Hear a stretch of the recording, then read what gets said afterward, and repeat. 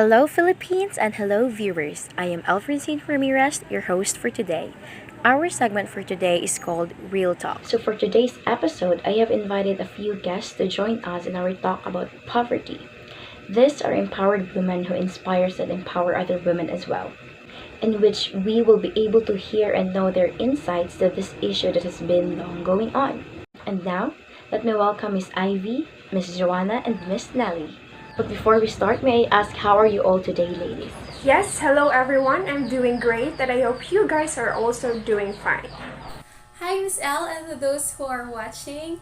Well, despite of my hectic schedule, but overall I'm still doing good. It's great to hear that you're all doing fine, ladies. Now, to start, let us welcome Ms. Ivy Torres to talk about perception-based indices of poverty that are outdated and inadequate for our country. Miss Ivy? Thank you, Miss L. Hello to our viewers. Hi, guys.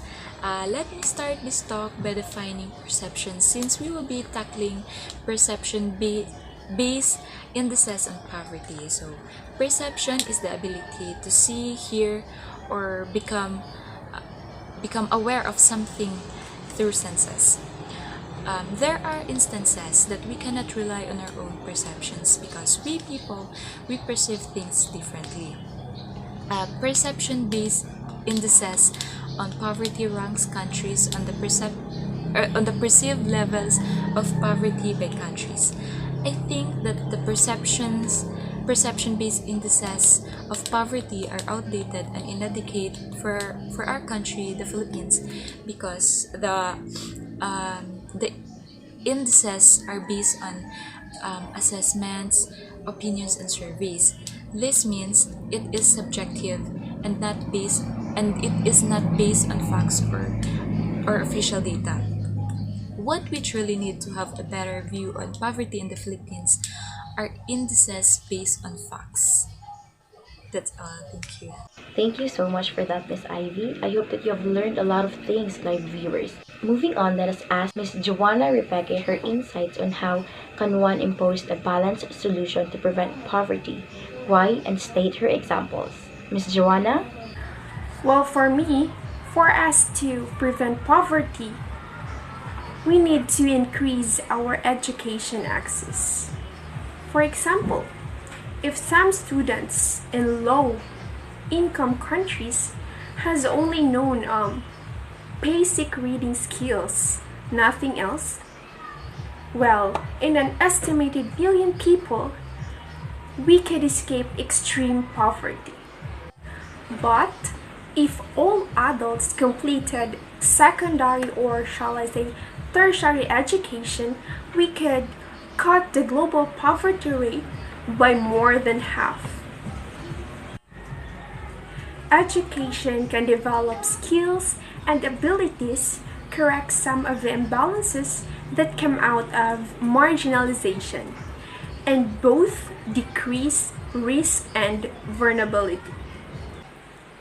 And in that way, in the future, through the help of increasing the access on education, we will be able to find ways and overcome the poverty that we are facing today. So, education is really the answer among all the reasons of this poverty. Thank you, Miss Joanna. And now, for our last discussion, let us call on Miss Mely Repel to share her point of view on why people suffer poverty. And as a student, how would she help this situation? Miss Nelly? My point of view on why people suffer poverty because of having unequal opportunities in a society. Because when we say poverty is a condition where even human basic needs can't be met.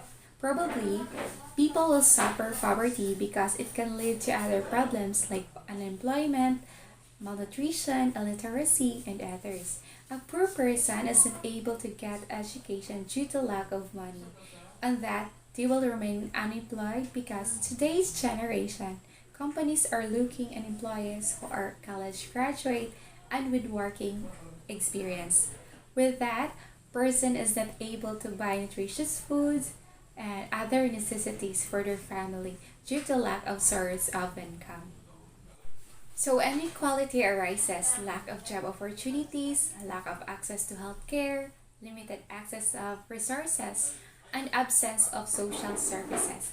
By that, a people experience poverty.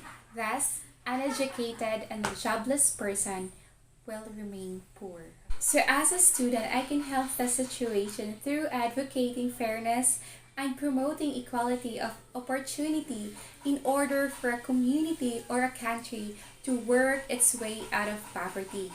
All groups must be involved in the decision making process and must provide an opportunity to work in order to have a source of income for their basic needs. Then, provide enough education. Since I am a college degree, I take my time and effort to teach children in reading, writing, and of course, how to be determined in life. Because I believe the saying, education is the key to success. So, how can you be a successful if you don't have enough knowledge? Or how can you get out from poverty if you don't have enough education? So I will donate my time to tutor and share my knowledge that I've learned to those hopeless people.